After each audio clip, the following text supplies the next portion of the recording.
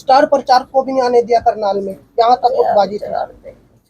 कार्यकर्ता सम्मेलन होने जा रहे हैं, क्या लगता है शैलजा ग्रुप के नेताओं को बुलाया जाएगा करनाल में? मेरे से क्यों पूछ रहे हो? आप जिससे पूछना चाहिए आप वहां से पूछो भाई। गुटबाजी तो होती है, लेकिन लड़ाई हम कैसे लड़ते हैं, कैंडिडेट हम कैसे तय करते हैं, कुल पार्टी लड़ाती कैसे है, ये भी बातें बहुत सी हैं। अपने स्वार्थ के लिए करनाल के अंदर दोनों मुख्यमंत्री जिता दिए भाजपा के। माननीय प्रधानमंत्री जी भी मुश्किल से 1.5 लाख से जीते। शुरू में तो 3-4 घंटे तो वो हार ही रहे थे। मैम मानते हो कि गुटबाजी के चलते करनाल में दोनों ही प्रत्याशी हार गए? देखो, गुटबाजी एक अलग चीज है। गुटबाजी तो कब नहीं हुई और कब नहीं होती।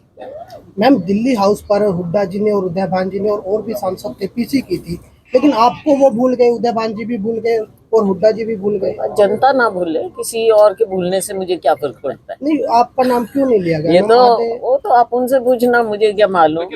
नमस्कार, मैं शबनम और आप देख रहे हैं जनता की आवाज। कुमारी शैलजा आज करनाल पहुंची है। आज उनसे बातचीत भी करेंगे और आपको बता दें कि कुमारी शैलजा सिरसा से लोकसभा सांसद बनने के बाद आज पहली बार करनाल में पहुंची है और मीडिया से रूबरू होंगी। उनसे बातचीत करेंगे कि किस तरह से गुटबाजी के चलते जो है करनाल से भी दोनों ही प्रत्याशी हार जाते हैं, दोनों ही मुख्यमंत्री जीत जाते हैं और कोई भी स्टार प्रचारक जो है करनाल में नहीं पहुंचता है चुनावी प्रचार के चलते।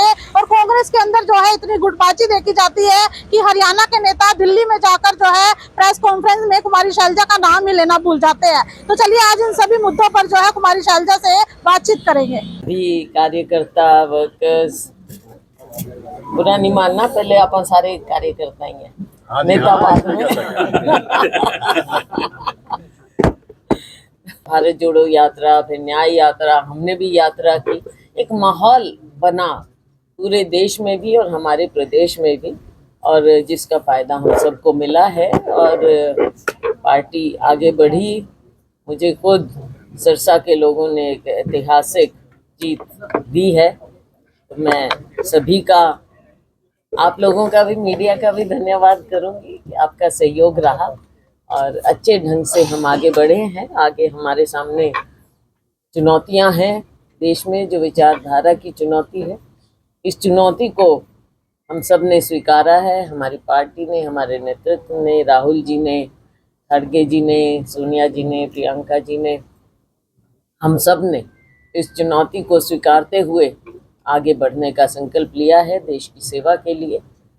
और देश के जो एक आत्मा है उसको जागरूक भी रखना है और जिंदा भी रखना है। केंद्र में सरकार बनते बनते रह गई मैम, केंद्र में सरकार बनते बनते रह गई इंडिया गठबंधन। हाँ, उसमें कोई बात नहीं। देखो, इतना आगे हम बढ़े और कहा जाए तो अगर मॉरली भाजपा की और माननीय प्रधानमंत्री जी की अपनी ये हार है।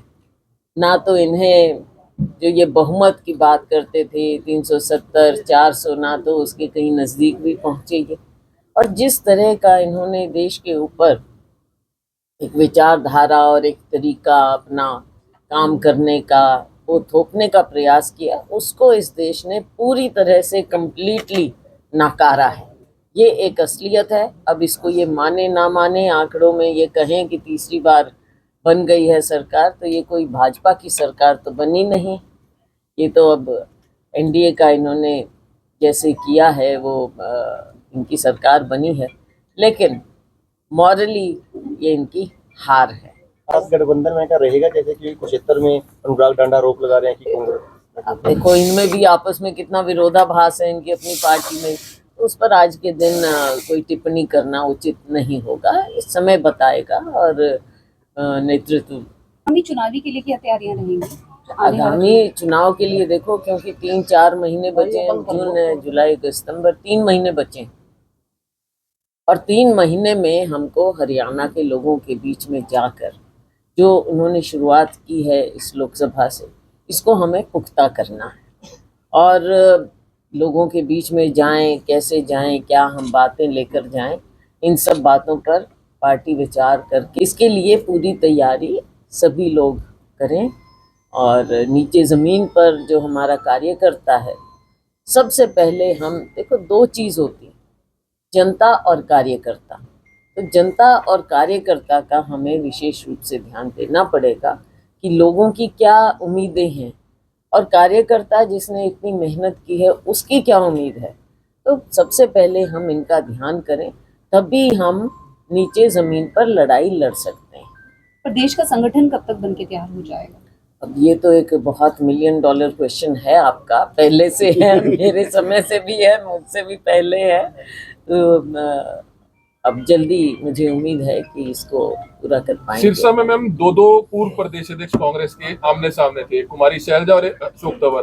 क्या लगता है कि अशोक तंवर क्यों नहीं जीत पाए? कितनी अब देखो, ये तो जनता फैसला करती है। जनता जहाँ कैंडिडेट्स में भी एक तुलना करते हैं, दूसरी ओर पार्टियों में भी तुलना करते हैं, और पार्टियों के नेतृत्व में भी तुलना करते हैं, विचारधारा में तुलना करते हैं। सारी बातें सिरसा के लोगों ने अपना फैसला दिखाया, तो मैं उनकी शुक्रगुजार हूँ। और मैं ये भी उनकी शुक्रगुजार हूँ कि चुनाव में पहले ही कैंडिडेट का फैसला होने से पहले ही वहाँ के लोगों ने मुझे वहाँ पुकारा, बुलाया और मुझे इतना मान सम्मान दिया। मैम, दिल्ली हाउस पर हुड्डा जी ने और उदय भान जी ने और भी सांसद थे पीसी की थी, लेकिन आपको वो भूल गए, उदय भान जी भी भूल गए और हुड्डा जी भी भूल गए। जनता ना भूले, किसी और के भूलने से मुझे क्या फर्क पड़ता है। नहीं, आपका नाम क्यों नहीं लिया गया? ये मैम, तो वो तो आप उनसे पूछना, मुझे क्या मालूम। लेकिन लगता है भाई, मैम अब इकट्ठा होने की ये तो जरूरत है, विधानसभा देखो, चुनाव है, इकट्ठा तो कल चंडीगढ़ में भी हमेशा बैठक हुई है सभी सांसदों सिर्फ के कल साथ। और आज की बात नहीं है, अतीत की और आज की बात नहीं है, भविष्य की बात भी नहीं है। ये बात ये है कि जब तक लोगों के सामने आप विकल्प कैसे बनते हैं? पार्टी के कारण, और विकल्प लोग पार्टी में ही देखते हैं। बाकी जो सब नेता हैं, चाहे मैं हूँ या कोई भी है, वो पार्टी का हिस्सा है। ये बात कभी नहीं भूलनी चाहिए। ये बात भूलकर अगर हम कार्यकर्ता और लोगों की उम्मीदों को भूल जाएं और केवल अपना परिवार का ही पोषण करते रहेंगे, तो ना जनता हमको इस चीज़ में फिर अपनाएगी ना। तो ये जो भी चीज़ें हैं, इन पर ध्यान देना पड़ेगा। जनता और कार्यकर्ता का सबसे पहले, कार्यकर्ता की लड़ाई लड़नी है हमने। इतने साल से जो कार्यकर्ता हमारे लिए लड़ रहा है, आज हमने उसके लिए अपना तो ठीक है, सबको मिल जाता है, कुछ भी 5 मिल जाता सीटें है। कांग्रेस ने जीती है, इसका असर लगता है आपको विधानसभा चुनाव में पड़ेगा? इस पे क्या पूरा पड़ेगा, इस पे इसका भी पड़ेगा। और लोगों में जो एक उम्मीद है और इच्छा है, आज लोगों की इच्छा है कि भाजपा को घर बैठाया जाए। और जो भाजपा की पिछले 10 साल से आप देख रहे हैं जन विरोधी नीतियां हैं, केंद्र की हैं, राज्य की हैं। राज्य में तो इन्होंने खुद अपनी कमजोरी दिखा दी। आखिर में जाके जैसे मुख्यमंत्री बदला, केंद्र की कमजोरी आपके सामने ही आ गई है। जैसे माननीय प्रधानमंत्री जी भी मुश्किल से 1.5 लाख से जीते, शुरू में तो 3-4 घंटे तो वो हार ही रहे थे। और राज्य की कमजोरी आपने देखी, सो कॉल्ड सीएम सिटी पहले भी थे, आज भी हो आप। लेकिन अगर हम इस लड़ाई को और अच्छे ढंग से लड़ते तो हम शायद ये दोनों सीटें भी जीत जाए। मानते हो कि गुटबाजी के चलते करनाल में दोनों ही प्रत्याशी हार गए? देखो, गुटबाजी एक अलग चीज है। गुटबाजी तो कब नहीं हुई और कब नहीं होती। गुटबाजी तो होती है, लेकिन लड़ाई हम कैसे लड़ते हैं, कैंडिडेट हम कैसे तय करते हैं, कुल पार्टी लड़ाती कैसे है, ये भी बातें बहुत सी हैं। मैम, मानते हो अगर संगठन होता तो फायदा होता? संगठन भी एक हिस्सा है, इलेक्शन के एक हिस्सा है ये, पूरा तो नहीं, लेकिन एक हिस्सा है। हमारी हमारा मैनिफेस्टो भी आएगा, बहुत चीजें आएंगी, तो ये सारी सामने आपके सामने। अभी नीट का आपने देखा, देश में कैसे धज्जियां उड़ाई गई, सुप्रीम कोर्ट को उसके बीच में आना पड़ा। हमारे बच्चों के भविष्य के साथ कैसे ये, मैं तो कहूँगी पार्टी की सोच है, जो केंद्र में, राज्य में भी बार बार हमारे बच्चे इसके विक्टिम बने हैं, इनकी मिसमैनेजमेंट के, गलत तरीकों के। तो भविष्य अगर में रह जाता है बच्चों का, ये कैसे खिलवाड़ कर सकते हैं, इसका नतीजा भुगतना होगा। मनोहर लाल खट्टर को 2 अहम मंत्रालय मिले हैं, कल उन्होंने कार्यभार संभाला है, शुभकामनाएं देना चाहिए? बिल्कुल मैं शुभकामनाएं देना चाहूँगी, और मैं उम्मीद करूँगी कि पूरे हरियाणा का फायदा होगा, उनसे भी फायदा होगा, और राविंदर जीत जी से भी और कृष्णपाल गुर्जर जी से भी फायदा हमको मिलना चाहिए, हरियाणा को बिल्कुल मिलना चाहिए। और हम आगे देखेंगे। अब पीछे तो देखा आपने कि आवास की जहाँ तक बात हो, पिछला जो हमारे समय में पैसा दिया गया था, मैं भी मंत्री थी इस मंत्रालय में, हाउसिंग मंत्री का पैसा आज तक 10 साल इनके बीत गए, वो भी पूरी तरह से नहीं खर्च कर पाए जब नीचे इनकी सरकार। लेकिन अब मैं पूरी उम्मीद करती हूँ कि मेरी शुभकामनाएं मैं देना चाहूंगी। मैम अभी संडे को एक सम्मेलन होने जा रहा है, दौरान संडे को एक कार्यकर्ता सम्मेलन होने जा रहा है, क्या लगता है शैलजा ग्रुप के नेताओं को बुलाया जाएगा करनाल में? मेरे से क्यों पूछ रहे हो? आप जिससे पूछना चाहिए आप वहां से पूछो भाई। इलेक्शन के दौरान कांग्रेस कार्यकर्ताओं का कहना है कि भीतर घात हुआ है, तो इसे कैसे देखते हैं? अभी तो देखो, इस पर ध्यान करना चाहिए कि कहाँ क्या क्या कमी रही। कमी तो कई लेवल्स पर रही, वो सारी बातें देखनी चाहिए। पार्टी को इस सब बातों को सीरियसली लेना चाहिए ताकि आगे नुकसान ना हो जाए। विधानसभा में नुकसान से कैसे बचें, इस चीज को भी देखना चाहिए। हरियाणा का बेरोजगार युवा विदेश जा रहा है, लगातार ऐसे डोंकी के माध्यम से कई केस हो चुके हैं, कोई मर रहा है वहाँ पर, फिर लाने के लिए दिक्कत है, तो किस तरीके की नीतियां बनाई जाएंगी? ये तो हरियाणा भी है। हरियाणा में सबसे बड़ी दिक्कत क्या है? बेरोजगारी की। अब बेरोजगारी, सरकारी नौकरियां खाली पड़ी रहती हैं लाखों, और निजी क्षेत्र को का आप गला घोंट रहे हैं, उनको प्रोत्साहन नहीं दे रहे। MSME जहाँ पर सबसे ज़्यादा रोज़गार मिल सकता है, वहाँ पर आप कोई मदद नहीं कर रहे। छोटे यूनिट हमारे बंद हो रहे हैं, तो ना निजी क्षेत्र और सरकारी तो आप नौकरियाँ निकाल ही नहीं रहे। निकाल भी देंगे तो बाहर वालों को मिल जाएंगी, या फिर इनके पेपर लीक हो जाएंगे। आपको याद होगा, हमने खुद यहाँ पर कितनी गर्मी में उस समय सबने लोगों ने हजारों की तादाद में वो किया था। हमने पूरा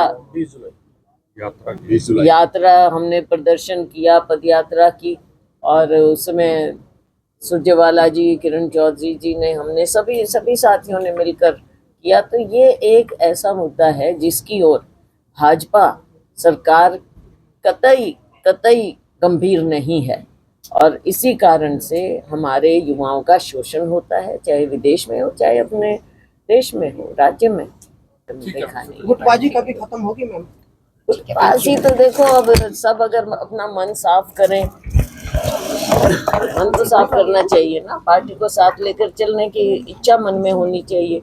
मैं और मेरा की जब तक सोच रहेगी तब तक हमारे कार्यकर्ता को नुकसान होगा, राज्य को नुकसान होगा, सेल्फ को शायद नुकसान ना हो, क्योंकि हमारे जैसे तो चलो इस लेवल पे, लेकिन आम लोगों का और कार्यकर्ताओं का, पार्टी के लिए जो खून पसीना बहाते हैं, उनका नुकसान नहीं होना चाहिए ना मैम। क्योंकि देखा गया अपने स्वार्थ के लिए करनाल के अंदर दोनों मुख्यमंत्री जिता दिए भाजपा के, इस लेवल पर गुटबाजी थी। देखो, मैंने तो पहले कहा, ये चुनाव अगर और सीरियसली मुख्यमंत्री और पूर्व मुख्यमंत्री के सामने चुनाव के कैंडिडेट भी कितना लेट फैसला हुआ, और जिस गंभीरता से कैंडिडेट का फैसला होना चाहिए था, उस गंभीरता से नहीं हुआ, ना समय पर हुआ। ये तो सबको दिख रहा है, अब आगे क्या बोले। स्टार प्रचारक को भी नहीं आने दिया करनाल में, यहाँ तक गुटबाजी थी। आगे के लिए सीख लेनी चाहिए।